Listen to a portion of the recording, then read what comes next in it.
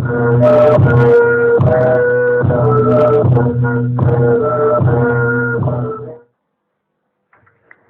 India Radio for medium wave meter the thum som li point khat kilohertz na gas from gad na ni le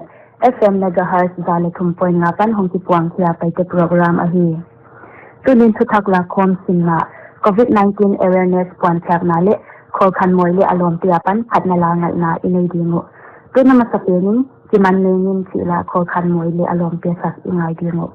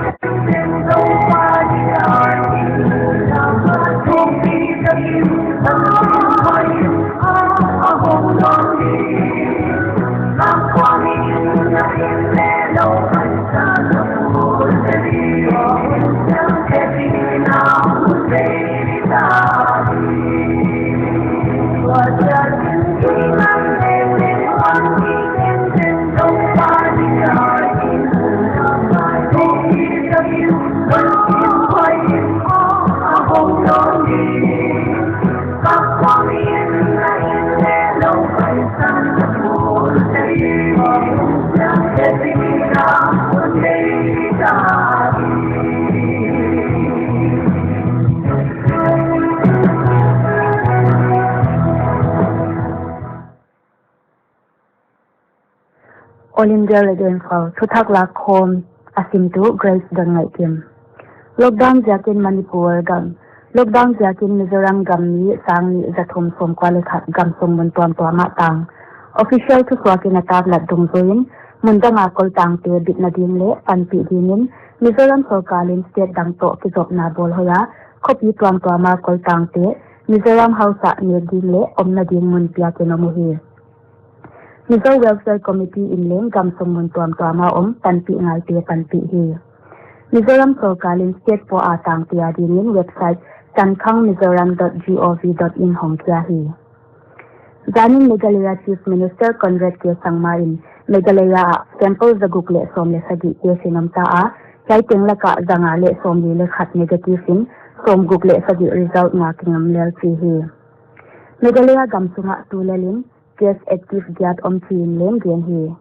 Zani taka video tungto na thugen na minister ina na inahuna ni PC ni sangli za thumsom gadle ni screening na inom taa ni PC ni sangkwa za thumsom kwali khatien helpline number call tao chi hi tulelin quarantine na ni P sang ni zanga som nga le sagi omo chi ingena primary contact lisa ni P zale som li omwa secondary contact lisa ni P sang li za sagi som sagi ilenga omo chi inglen hi Mr. Sangma in agirna Meghalaya in PPE kit sing thomvel nei sanaya sorkalin PPE kit dang sing ni nga abein avekin PPE kit singa nei ta si hi aban again de na state sorkalin rapid test kit tamtak neya company tuan tungtonin sorkalin rapid test kit sangli pekia chi hi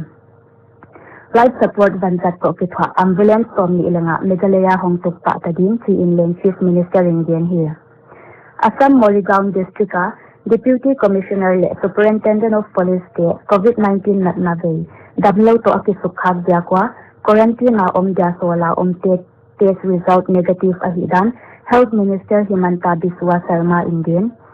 Delhi Nizamuddin Muna Tabligi Jamaat Khompia ki helmi sen khatapat ni in COVID-19 nat na hiklasonwa kaini ni te Assam Morigaon na DC SP Joint Director of Health le journalist ni to kisukhag jakun amau te tu kalninga ni in quarantine na dia sola omu ahidan Mr. Biswa Sarma Indian here Zanin Assam Tezpur Medical College and Hospital TMCH in COVID-19 sample test in Indian Council of Medical Research ICMR Phalna pia Sai to kitonin Asama Testing Laboratory Group Tahi TMCH ahile COVID-19 sample test na dinga damdol in holpen pola hidan Zanin Health Minister Biswa Sarma Indian ani khatni in TMCH in lo chinta tin test bol thaya hiayin na daw na a ki sakhol na le test na ma son sakma ma chi in Minister Indian here